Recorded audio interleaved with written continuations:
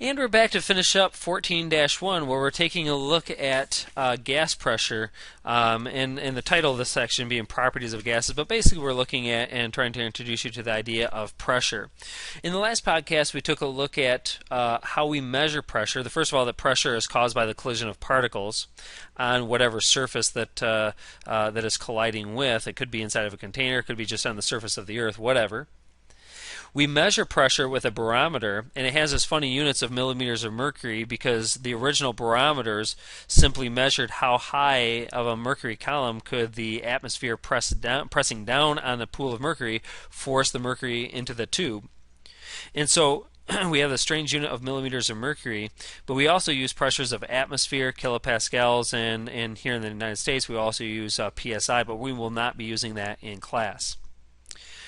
One of the aspects of gases, or one of the characteristics of gases, is its compressibility. And so as you increase the pressure on a particular sample, you can squeeze a gas sample down into a smaller and smaller volume. And here's why. If this is a sample of a gas in this diagram, notice how far the gas particles are apart from one another. They are about 10 times their diameter. So it's 10 times, let's just say 10 times particle diameter. So they are quite a ways apart, as opposed to, say, a solid or a liquid. If we were to draw a sample like that, these particles would pretty much be in contact with one another or in very, very close proximity to one another. So they are very limited as to how much you can actually squeeze these things together. We say that they have low compressibility. Essentially, it's no compressibility, but you can get them to squeeze just a little bit. All right, and that's enough spheres over there. But now with gases, you have all this area, so you can actually compress and squeeze all of these particles down into a smaller and smaller volume. Okay, so that's why gases are compressible, is because these particles are quite far apart. And we'll be dealing with compressing a gas or allowing a gas to expand as we deal with some of the gas laws. All right, so again, that's just simply one of the characteristics of a gas. It's got high compressibility, and it has to do with the distance that the particles are from one another. Now, what are some of the factors that affect the pressure of a gas?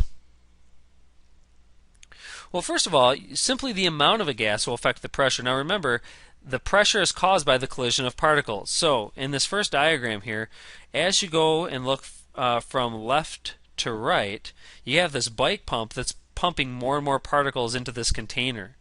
So as you start pumping the bike pump, you're going to be putting in more particles. More particles will collide with the container walls more often. More collisions, or more frequent collisions, is going to increase the pressure. So by increasing the number of moles or particles of gas, you're going to be increasing the pressure. And in fact, in this case, you can increase the pressure so much where eventually that container just bursts. And that's what happens when you blow up a balloon. If you keep blowing up that balloon, eventually the balloon can't hold the amount of pressure that the gas particles are exerting, and it pops. All right. You can also change the volume. Okay. So what happens is, this is a cylinder with a movable piston.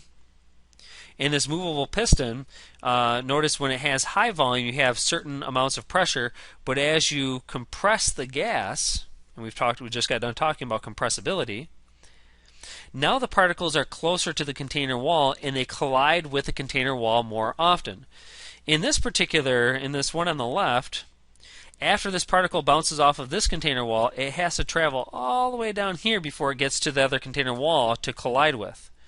But in this case, over on the right, this particular particle can simply ping-pong back and forth, and so you're going to have a lot more collisions with the container wall, so it means an increase in pressure.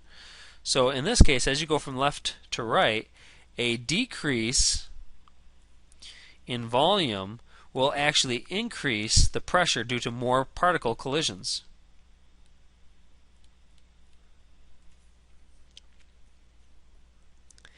And finally, in this last set of diagrams, the effect of temperature. As you increase the temperature of a gas, the particles get faster. They collide with the container walls with more force. So as you go from left to right, you go from, say, room temperature right here to heating it up and then adding a lot of heat. The particles simply get faster and faster. As the particles get faster and faster, they collide with more frequency and with more force, and the pressure just continues to increase. So increasing temperature will increase pressure. Okay? We'll be having some demonstrations in class to illustrate this. Hopefully you have a good handle on what pressure is, the collision of particles with container walls, some of the factors that influence pressure, and now you can take this body of knowledge and take it with you as we start discussing the gas laws. We'll see you next time in 14-2.